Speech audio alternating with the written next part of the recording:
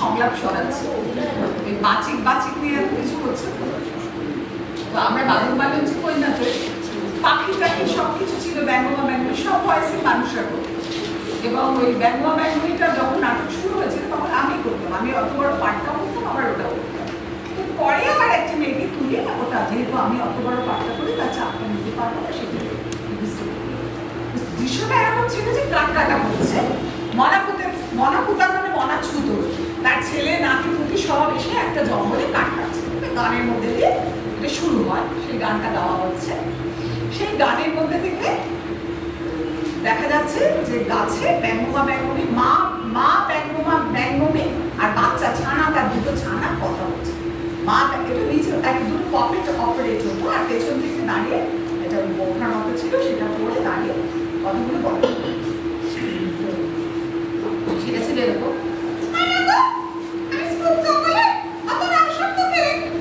মা পাখি বলছে, বাবা রে মনে লাই আইস করার চোখ ফুটব, তোরা নিল ইয়া তোরা বাপেটা লইয়া যায় তার বাপ। আরে রাজার বাড়ি চন্দ্রমন কইনা উমু করছে, আইস রায় এক ভরি মাঝে একটা মনমোহন গাছের কাষ্টের নাও নাই দেখার লাগতো মনে করে সাইলা নাতি ফুটি সব এই জঙ্গলে কাঠ কাটতেছে। কাটলে কি হইব? কাটলে কি হইব? জঙ্গলে তো আর মনমোহনের গাছ লাগতো না, এর মনমোহনের নাও হইতো না। এই হক বলে রে রাজার বাড়ি দিয়ে গিয়া বলি দেব, আরে এই দেশে মাত্র 2 ঘন্টা মনে গাছ আছে, একটা গাছে আমরা আছি আর একটা আছে 7 সমুদ্রের হেই পারে, হেইটার মাঝে তোর বাপ আছে। আরে কি হয়েছে?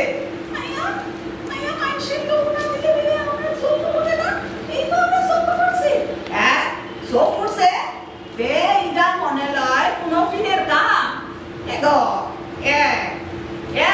তুমি কোন ফির আইছো গো?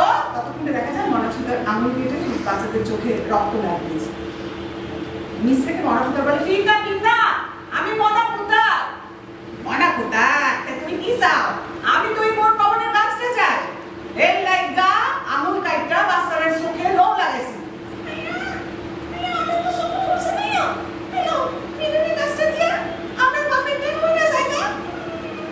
যাবি তেলা জায়গা